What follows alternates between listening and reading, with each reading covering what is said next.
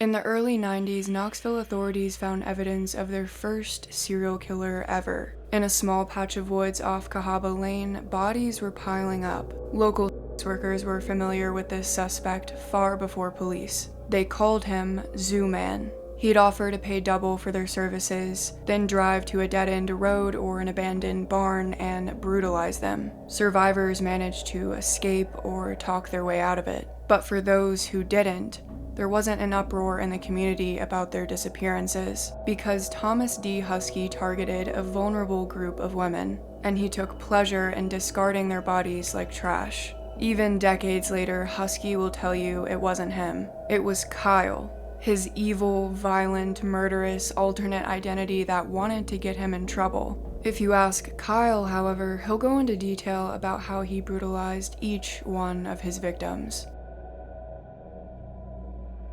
In late February of 1992, a young woman walked into a Knoxville business looking for help. She called police, and when they arrived, she told them a shocking story. She claimed a man had abducted her in the city, then driven her to a secluded area where she was bound and robbed. The man had also threatened to shoot her, but didn't reveal a gun. Investigator Tom Presley would later learn that this abduction part of the story was a lie. But if the woman had been forthcoming about the fact that she was a worker, police probably would not have taken her seriously, and she'd be admitting to breaking the law. Fortunately, Presley took this woman seriously and decided to look into it. So he follows this woman to a secluded area off Cahaba Lane in East Knox County. This patch of woods was the prime destination for illegal activity. It was littered with mattresses, trash, used condoms, and this was primarily where local sex workers took their clients. When Presley reaches the dead end of this road leading into the woods, the woman points out that her attacker's car is still there. So she and the investigator get out and venture into the woods. The woman eventually comes upon her belongings that she had to leave behind when she was attacked. And to Presley's shock, he literally sees the attacker in the act of committing another rape. He recalled, quote, "He had this other little girl naked and on her knees. 2 rapes in one day, one of which was literally caught in the act by police. That never happens." Presley immediately draws his weapon and takes the 31-year-old man into custody, and that man is Thomas Dee Huskey. Huskey was charged with 2 counts and 1 count of robbery for stealing one of his victims' wallets. Not only did he confess to the attacks, he also admitted to committing more. This was clearly a man posing a serious danger to the community. But even with a confession, prosecutors couldn't put him behind bars. Neither of the victims agreed to testify, and therefore the case was dropped. Presley stated, quote, "You don't catch a rapist in the act. That's almost unheard of." He said he had done 2 others like that, but he denied the 2 other cases I suspected him of. If authorities had dug into Thomas Huskey's past, they might have learned that he is much more dangerous than they had previously believed and pursued him further. But nothing could have prepared them for what was to come in the fall of that year: the bodies of 4 young women off Cahaba Lane, the same patch of woods Thomas had been arrested 8 months prior. This appeared to be the work of one deranged serial killer. All of the bodies were less than a few hundred yards away from one another. A hunter discovered the first body on October 20th, 1992, a 32-year-old white female hidden under a mattress, Patricia Rose Anderson, who went by Patty. Patty's boyfriend reported her missing 12 days prior and also informed her father, James, about the pregnancy. It turns out that Patty was 2 months pregnant at the time of her death. Patty was born on May 9th, 1961 in London, where James was stationed in the U.S. Air Force. The family eventually settled in Lewisburg, Tennessee, a town with less than 10,000 people at the time. Moving from a European city with millions of people to a small town in the American South is jarring for anyone. Patty attended Marshall County High until her sophomore year, when at the age of 16, she ran away and dropped out. Her father recalled, quote, "She got unruly, just fighting authority, and just left and moved in with a girl up in Knoxville." James had been concerned about his daughter's safety for some time. He said Patty hung out with some rough people, but that she truly cared about them and would walk 100 miles for her friends. When he heard the news of his daughter's death, he said it was, quote, like somebody hit me in the middle of the chest with a sledgehammer. Patty's lengthy criminal record caused her to become close to Lynn Davis, her bail bondsman of over 13 years. He said she always paid her bills on time, showed up to court, and always carried a photo of her children, her 10-year-old son and 3-year-old daughter. After Lynn made some creepy comments about Patty's beauty and speculating that she made, quote, more than most of the girls on the street, Lynn recalled his encounter with Patty to the newspaper about 2 weeks before her murder. He claimed that Patty had called him up asking for a ride to court. When he picked her up at the day's inn, Patty said she had a problem. She was pregnant and working to save up enough money to get an abortion. The state of Tennessee had 33 abortion clinics in 1992. Today, there are just 4. And because Roe v. Wade was overturned, abortion is now illegal from fertilization. When investigator Presley saw the news about Patty's murder, he immediately called East Knox County police and told them, "I think I know who your killer is." Investigators didn't have enough evidence to arrest Thomas Dee Huskey for Patty's murder, but they did find an outstanding warrant for soliciting a sex worker. On October 22nd, Knox County Sheriff's Detective Michael Upchurch and Sevier County officers arrived in a mobile home in Pigeon Forge. Officers claimed that Huskey's mother answered the door and then invited them inside, while Huskey's mother claims that she simply answered the door and then went to go get her son. Either way, the officers made it inside. So officers tell Huskey they have a warrant for his arrest. He responds, "Fine, I need to get my shoes." Detective Upchurch tells him that's fine, but the officers need to accompany him to his room because he's currently in custody and they want to make sure he's not going to get a weapon. Huskey agrees and proceeds to his room. While standing in the doorway, Upchurch spotted an orange hay baling rope on the floor, similar to the rope that bound Patty's wrists. He then shined a light on the dresser, illuminating a pair of women's earrings and a necklace. Just a day prior, Patty's boyfriend had told Upchurch that a pair of earrings had been inside her purse. Thomas Huskey denied officers consent to search and then was taken to jail. The following morning, Huskey was transported to the Knox County Jail, and Upchurch worked on getting a search warrant for his room. Because even if Huskey's parents consented to the search, they couldn't give police permission to search Huskey's room.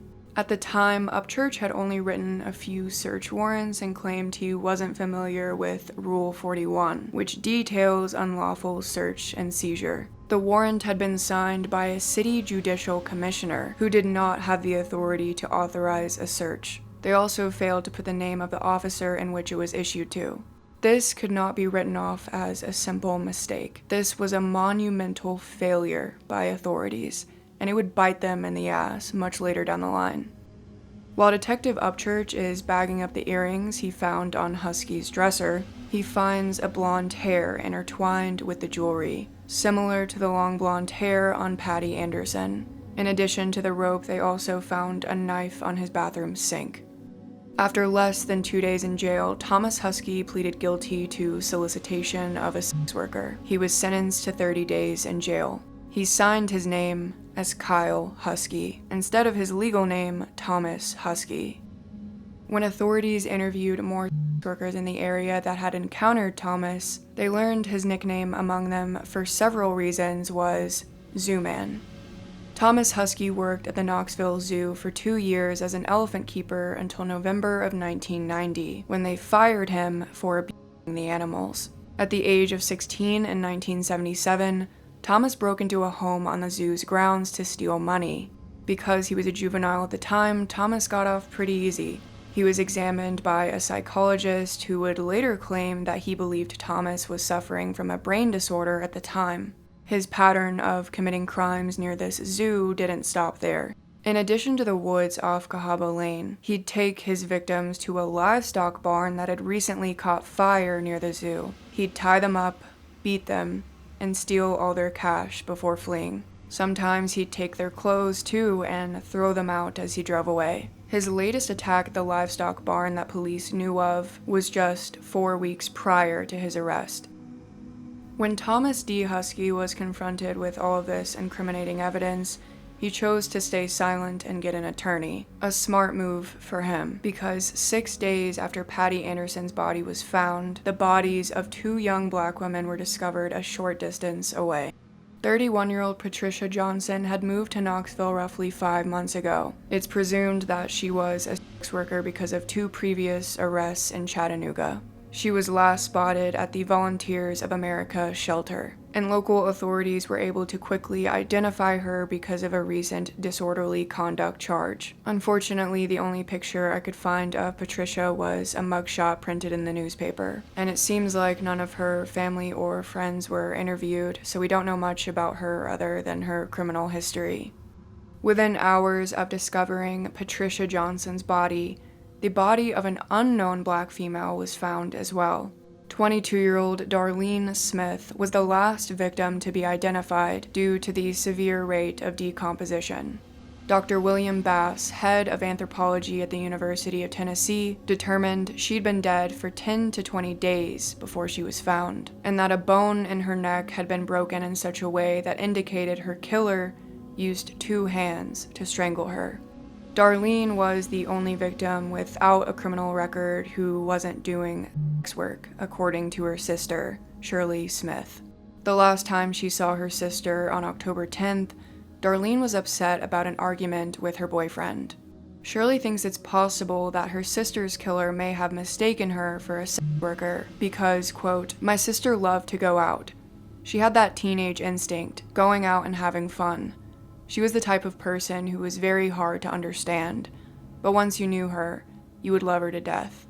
Shirley also theorized that the person who killed the other victims may have been different from Darlene's killer. Quote, "She may have met someone and trusted him. She may have just gotten in the car with the wrong person." When Darlene's body was found on October 26th, Shirley began having dreams of her sister every night until she was identified. In every dream, Shirley would awake to her name being called. She would get out of bed and see Darlene standing outside in the rain. I tell her, "Darlene, don't you know everyone's been looking for you?" And she says, "Yes, I know. I'm just coming back so I can clear everything up." On October 27th, the following day, the skeletal remains of the 4th and final victim were discovered in a nearby creek. A 30-year-old white female, later identified as Susan East Stone. It's believed she was the first of the 4 women to be killed, with her time of death being roughly 4 to 8 weeks prior. An examination of her bones revealed that she received a violent blow to her left shoulder blade, which could have been caused by a heavy boot or a blunt object like a baseball bat or a 2x4. This blow alone would not have caused Susan's death, a mystery that would trouble investigators for years to come. Susan's mother told reporters she might still be alive only if she had been jailed for her crimes. Susan reportedly married a Florida drug dealer in 1985, and from there, the drug use and sex work began. They divorced in 1988, and the man was awarded custody of their 2 children. In 1990, Susan started working as a data control clerk for a Knoxville firm. She was fired 4 months prior to her murder for non-performance. Like Patty Anderson, Susan also had a very close relationship with her bail bondsman, who said her drug addiction was her own worst enemy and what led to her downfall. At one point, the bail bondsman told Susan she could do better, only for Susan to respond, "I'm doing the best I can." The day before Halloween, the Knoxville News-Sentinel printed an interview with a woman who says she survived a near-deadly encounter with Thomas Dee Huskey, and I'm going to read a portion of that article. "Fear walks the streets side by side with the working ladies. For one of them, Anna, that stark fear has an extra measure of reality. She says she survived a sadistic encounter with the Zoo Man, the street name for a suspect in the death of one of 4 women whose bodies have been discovered in a wooded area off Cahaba Lane. Anna is a thin, 30-year-old woman with brown hair and eyes. She has a cute, impish smile, a small child, and a cocaine habit that had cost her up to $1,000 per week. She agreed to tell her story if her real name was not used. About 7 weeks ago, she said, she went with a customer whom she later identified to police as Thomas Dee Huskey to Cahaba Lane. There, instead of following their prior agreement of money for oral and straight sex, he tied her hands behind her back and beat and raped her, she said. Quote, he performed every kind of sex on me that I ever thought of or even heard of. She said he called her vulgar names, everything you could think of, and punched her in the ribs. He made it very plain that he liked to be in control. Quote, he kept telling me that if I didn't fight, I wouldn't be hurt. But I was. I was hurt. Anna said she met Huskey on a Sunday afternoon, at a time when she was not particularly looking for customers. He just came up to me and started talking and asked me if I was working. I told him, not really. He was friendly and persistent, and, she said, he offered a good bit more money than she usually charges. When he offered me $75, that changed my mind, from not working to working real quick, she said. I usually get about $40 for what he said he wanted. Anna said he told her he wanted to get out of the city to feel more secure, because he had previously been busted for soliciting in town. He was very friendly, personable, intelligent. He seemed to know one of my friends. He really put me at ease. Anna said he drove directly to the Cahaba Lane area. Once in the woods, among old mattresses and strewn debris, he told her to take off her clothes. She did. Then, she said, he told her, lay on your stomach and put your hands behind your back. When she hesitated for a second, his voice barked out the order, just do it. I started crying. I just knew what to do. I'm married to a man who is very violent. I know when to shut up and not to fight. He tied her hands with a piece of rope and began raping her, she said. Afterward, he casually indicated he might kill her because she could identify him to police. Anna said she promised him she would not be going to police. She told him she had been raped before, and that when she tried to report it, the police laughed at her because she was a... The last words he said to me were, if you do, I may go to prison, but you'll go to the graveyard. Before he left, he took about $115 from her. She freed herself, put her clothes on, and found her way to a store, where she called a friend for help. Anna stated that she and the other workers in town were scared, but most women had to continue working to survive. Quote, basically you just try to stay in town and not go off in the middle of nowhere. Still, you always take that big chance every time you get into the car with someone. The interview ends with Anna being asked if she was going to continue working. She responded tearfully with, quote, I want out of this, but I'm trapped, and I don't know how to get out. I would give 10 years of my life if I could just find a way out. In mid-November, a grand jury indicted Thomas Huskey on 23 counts relating to the attacks of 4 women between August 1991 and October 1992. It included 5 counts of aggravated rape, 2 of especially aggravated kidnapping, 11 of aggravated kidnapping, 2 of aggravated robbery, and 1 of robbery. None of these charges were related to the 4 women found deceased off Cahaba Lane, and even the sheriff stated at the time that he wasn't really sure if all of the killings were related. Thomas was also a suspect in 2 other unsolved rapes, one involving a tourist from Germany who was picked up from a bus stop on Magnolia Ave. Apparently, this street was a hotspot for sex workers looking for clients, and where Thomas Huskey liked to prowl. The German woman ended up accepting a ride from a man who agreed to take her to Gatlinburg. He took her to Cades Cove instead, where she was eventually bound and... For the conviction of soliciting a sex worker, Thomas was set to be released the first week of November. But with this new lengthy list of charges, his bond was raised to nearly $500,000. Meanwhile, investigators, volunteers, and students continued scouring the woods off Cahaba Lane, searching for potential evidence and possibly more victims. Roughly 40 people searched over 182,000 square feet, and they were so thorough they managed to collect 27 cents, but no sign of more human remains. One investigator speculated that it's possible that none of these women's bodies would have been found if it weren't for the fact that the killer was getting lazy. A pattern indicated that whoever was killing these women was getting tired of dragging their body deeper into the woods. Patty Anderson, who was first to be found but believed to be the last victim, was discovered just 20 yards from the road. It's believed that Susan Stone was killed first, and her body was found deepest of them all, about 400 yards southeast of Patty's. 6 months after the slayings in April of 1993, authorities presented their case to a grand jury, and a warrant was finally made public that revealed items seized from his home. In addition to finding rope on Thomas's floor, it was also found on his dresser, under his bed, in and around his truck, as well as an outside storage shed. Officers also seized 14 Polaroids and 55 other photographs, pearl earrings and a rhinestone necklace, believed to be Patty Anderson's with a hair attached, a paper napkin with telephone numbers, an envelope with red or brown hair and Polaroids, a letter, traffic ticket, and 3 pairs of jeans. They also listed bed linens, blankets, 2 pipes, a tobacco box, 14 magazines, 5 newsprint advertisements for graphic material, a green notebook, wire cutters, and a pocket knife. On June 2nd, Thomas Dee Huskey was indicted on 4 counts of first-degree murder. In a press conference that day, the sheriff said Zoo Man is a brutal person, and quote, definitely a serial killer, the first one we have encountered here in Knox County.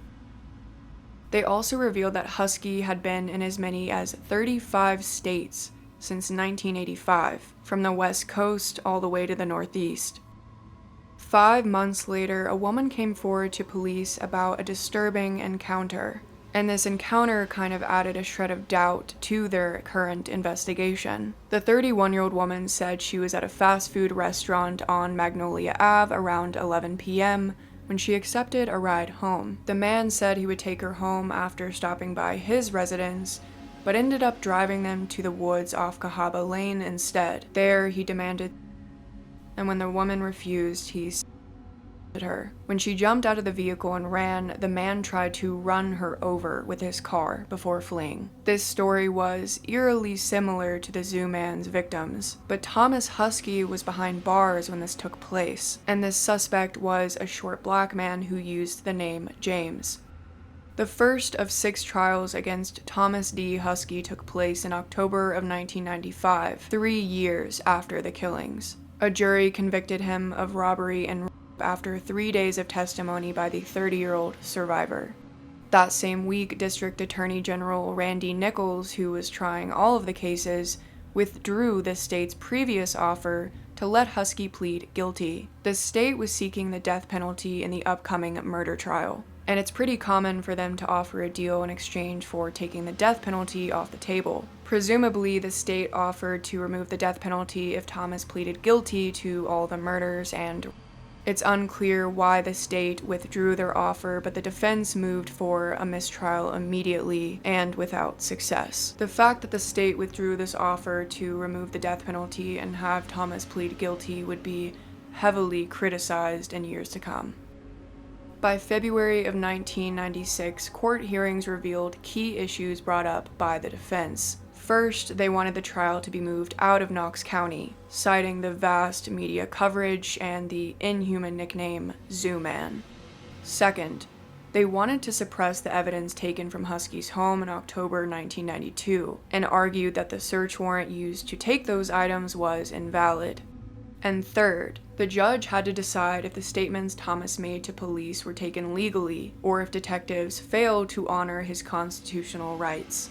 District Attorney Nichols wanted to use 4 of the statements he made during interviews in November of 1992. According to Nichols, Huskey was completely silent when authorities first arrested him the month prior, but when investigators served him with an indictment weeks later, Huskey's demeanor completely changed. Nichols said he witnessed Huskey bend over, face the floor, and then raise up with a strange look on his face. That's when Huskey told investigators, "Give me a cigarette and I'll tell you everything you want to know. I'm Kyle, and I hate Tommy." Thomas also went by Tommy, by the way. In that moment, Thomas Dee Huskey not only became the first alleged serial killer in Knoxville, but also the first person in East Tennessee to claim he suffers from a multiple personality disorder that led to murder. Now known as dissociative identity disorder, or DID, the mental health condition is a severe form of disassociation that produces a lack of connection in a person's thoughts. People with DID are described as experiencing separate identities that function independently of each other and are autonomous of each other. As of this year, about 1.5% of the global population has been diagnosed with DID. The International Society for the Study of Trauma and Disassociation describes alternate identities, or alters, as independent identities which have their own distinct behaviors, have memories that are distinct from others, and even may differ in language and expressions used. Signs of a switch to an altered state include trance-like behavior, eye blinking, eye rolling, and changes in posture. As soon as Huskey revealed this to authorities, his defense hired renowned forensic psychiatrist Dr. Robert Sadoff, who interviewed Huskey 7 times over the past 4 years.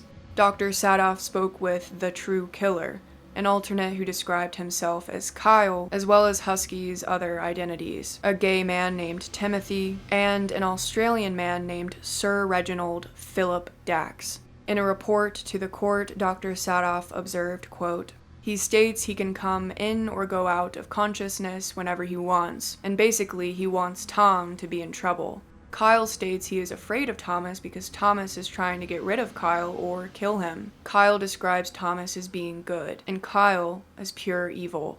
It presented a legal issue the state had never seen before, and there was a lot of bitter back and forth between the attorneys and the judge on how to handle it. Huskey's lead defense lawyer even made a motion and said that each of Thomas Huskey's personalities should be appointed their own lawyer. Whether or not the diagnosis was a facade, Thomas Huskey was clearly trying to separate himself from the man arrested in October of 1992. Side-by-side images of him just 3 years apart could be mistaken as completely different men. A mugshot from '92 shows Huskey with mid-length, shaggy hair, bushy eyebrows, and an untrimmed beard down to his Adam's apple.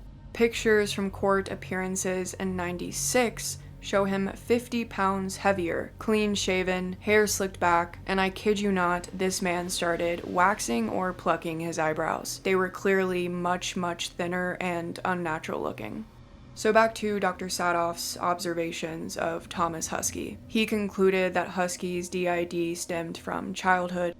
And just so it's clear, all of these wild stories come from Thomas Huskey himself and were never, ever actually verified in any way. Dr. Sadoff wrote that Huskey was abused by a woman named Connie, who introduced him to sex acts and then threatened him harm if he didn't comply with her demands. His delusions started with an imaginary friend named Jericho, and by the time he reached his 20s, Huskey was suffering blackouts. Dr. Sadoff wrote the distinctions between Kyle and Thomas were clear. Kyle cursed often and wrote with his right hand, while Thomas was quiet-mannered and wrote with his left. In the latest interview from October 1995, he speculated that Huskey's numerous personalities appeared to be merging back into a single person, with no signs of Kyle.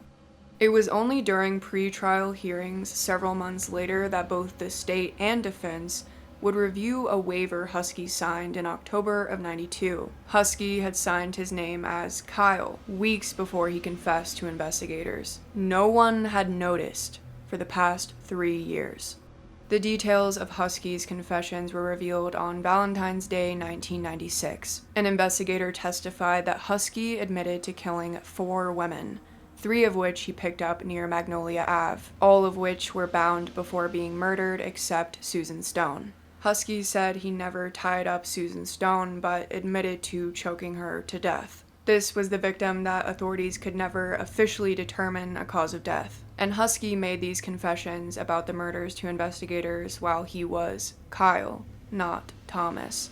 One lieutenant once involved with the case said he could always tell when he was getting ready to talk to Huskey's alternate, Kyle. Quote, "He would go through this Hulk routine, grabbing his head, spitting, howling, and cursing as Kyle apparently took control." In late May of 1996, Thomas Huskey finally went on trial for the robbery of 4 different women. For the first time in Knox County history, the jury was selected in Hamilton County, Chattanooga, and sequestered here to try the case. Despite prosecutor Randy Nichols botching the timeline of when these women were attacked, and the fact that it conflicted with their testimony, fortunately the jury chose to believe these 3 victims, but they deadlocked on the 4th.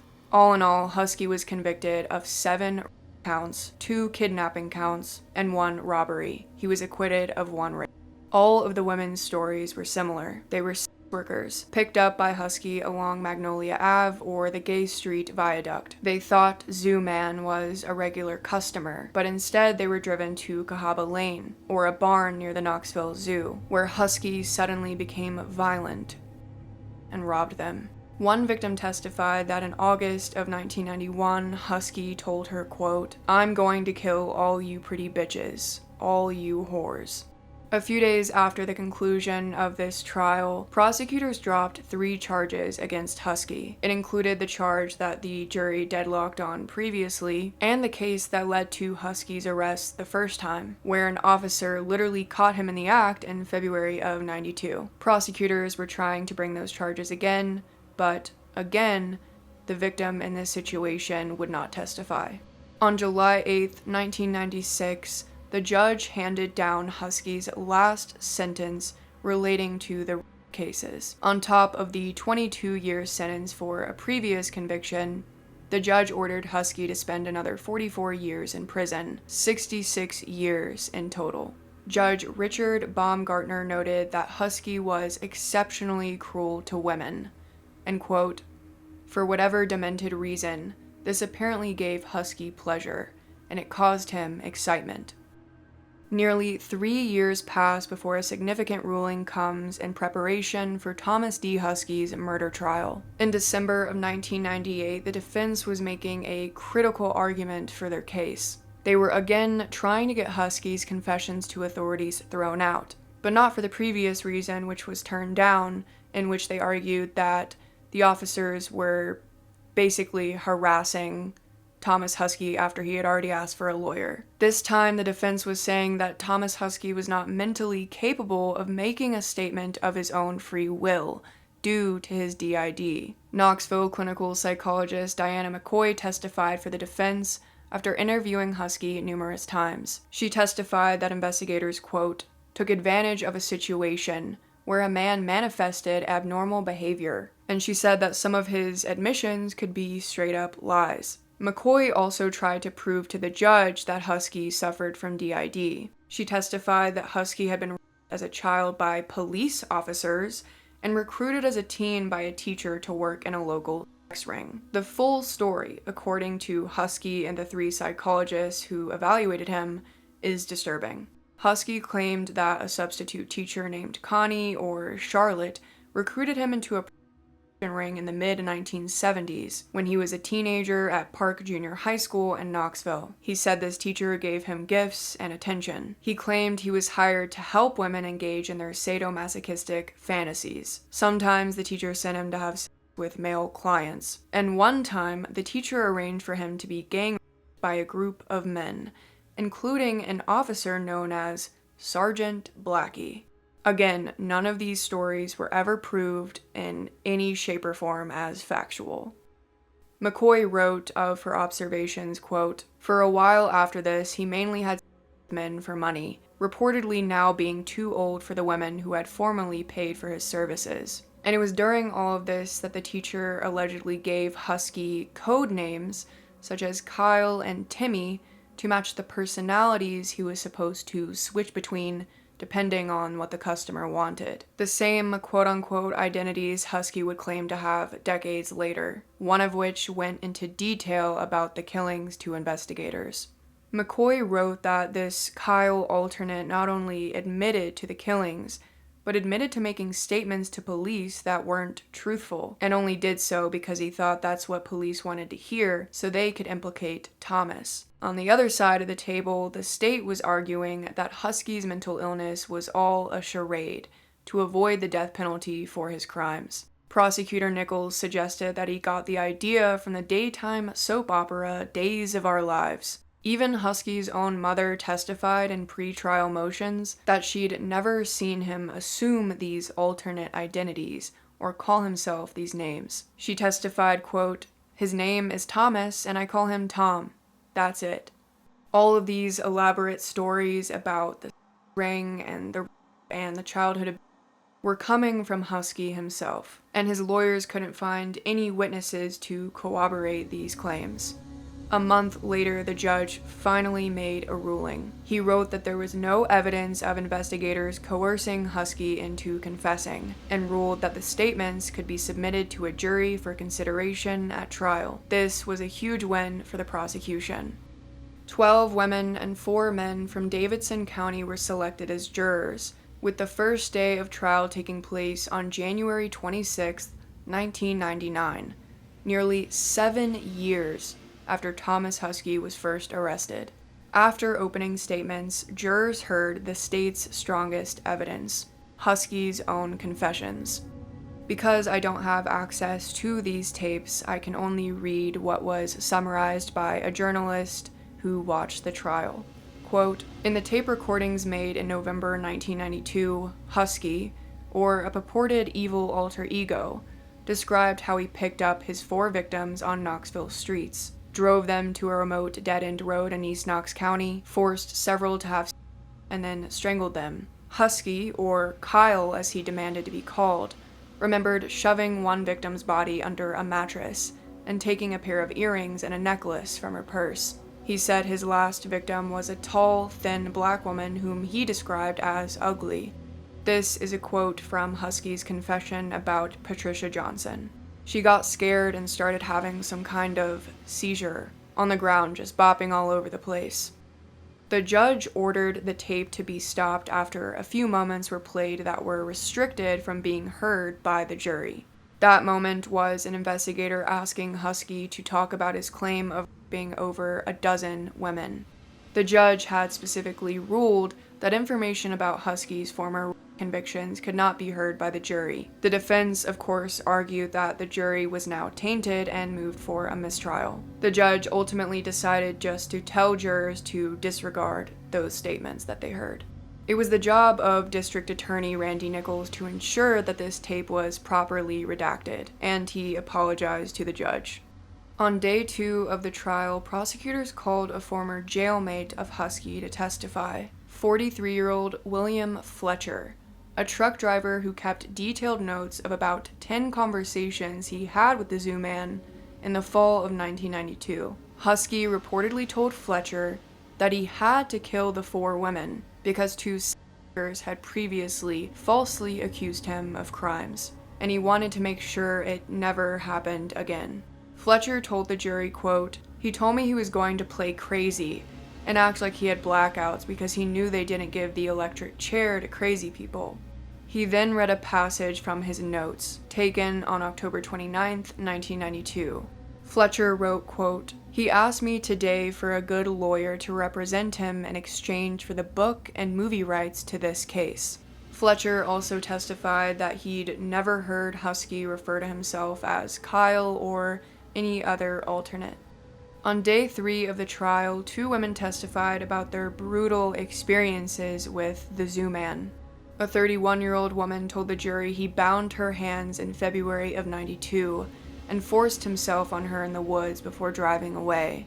A 32-year-old woman testified that Huskey struck her in the face and tried to force her into the woods by a mattress in early October of '92. The woman said, quote, "I was pleading, please, please, please, I'll do what you want. Whatever you want me to do, you can do right here." Detective Lieutenant Larry Johnson, a 30-year veteran on the force, was also called to testify about confessions he recorded from Huskey. He told the jury that Huskey gave statements about the crime that only the killer would know. On cross-examination, the defense brought up court papers about Patricia Johnson. The document states that she was murdered on or about October 24th, a time when Huskey had already been in jail for 2 days. That date was later corrected, but the defense was highlighting the error to jurors to make it appear as if the investigators were lackluster. On February 2nd, after the state rested their case, the defense called numerous witnesses that encountered one or more of Huskey's alternates. One nurse said she encountered an alternate named Jericho 5 years ago, after Huskey was injured in a fight with another inmate. The woman said that Jericho was remorseful about stopping Huskey from defending himself. A second nurse encountered Jericho 5 months before the trial. Huskey requested the nurse then asked to be handcuffed and complained that he couldn't live in filth. After he was handcuffed, Huskey slumped to the floor and said, "This is quite fine. I'm in complete control of Thomas's body." When the nurse asked him to identify himself, Huskey suddenly assumed a vague British accent and said his name was Jericho. The same Jericho that presented himself 5 years prior with no British accent, and who was also apparently the name of his imaginary friend in childhood. Forensic pathologist Dr. Joseph L. Burton also testified for the defense that day. He told the jury there was no evidence to support the claims that Huskey manually strangled his victims. The defense also wanted to question the boyfriend of Susan Stone on the witness stand. He was originally a suspect in her murder, but eventually ruled out. Unfortunately for the defense, this man's public defender told him not to testify so he wouldn't incriminate himself, and the judge could not compel him to testify. The following day, testimony by Dr. Diana McCoy took up most of the day. She estimated that her sessions with Huskey totaled over 50 hours.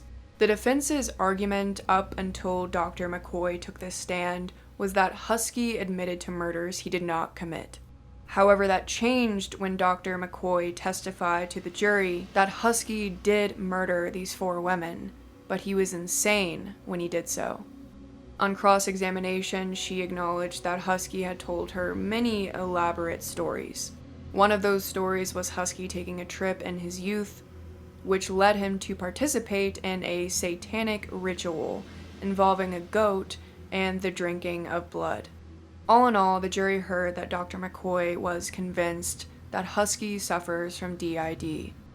Another expert in the field backed these claims the following day and also revealed moments from Huskey's childhood. Dr. Jeffrey Erickson met him in 1977 when Huskey was just 16 years old, and this was from the incident in which Huskey broke into a house on the zoo's grounds. Apparently, Huskey's childhood was closely tied to the Knoxville Zoo because his father worked there for years. Looking back over his report, Dr. Erickson told the jury that Huskey's parents, who were, quote, old and tired looking, appeared to love their only child. The Huskey family apparently lived above the zoo's monkey house before moving to another home on the zoo's grounds. Huskey told Erickson that his parents loved him too much and were overprotective. At 16, he considered himself a loner and wanted to live in the woods like Grizzly Adams. Dr. Erickson diagnosed Huskey as a schizoid with a touch of paranoia and wrote that outpatient therapy could help. He only met with Huskey a few more times before the visits abruptly stopped a few months later. At no time did Thomas Huskey mention the alleged ring he was recruited into or any alleged he suffered as a child. His only complaint was that his parents loved him too much and were overprotective. After 2 weeks of back and forth, both sides gave their closing arguments. The state called Huskey a vile, evil, and mean-spirited man that was faking an illness to get away with murder. The prosecutor stated, quote, "We know, Mr. Huskey, that this is a lot of hogwash. We know it didn't work. You're guilty of murder. You killed all 4 of them. You did it for your pleasure." In the defense's closing, they reminded jurors that numerous professionals had diagnosed Huskey with DID, and that the state's case relied on poor physical evidence and the rantings of their insane client. One of his lawyers stated, quote, "If the evidence doesn't fit, you must acquit. Please don't believe the unbelievable." The jury deliberated for 5 days before signaling to the judge that they couldn't reach a decision. All of the jurors agreed that Thomas Huskey suffered from some form of mental illness, but they couldn't agree on whether or not he was guilty. 6 jurors believed that Huskey should be held responsible for his crimes, while the other 6 believed he was legally insane.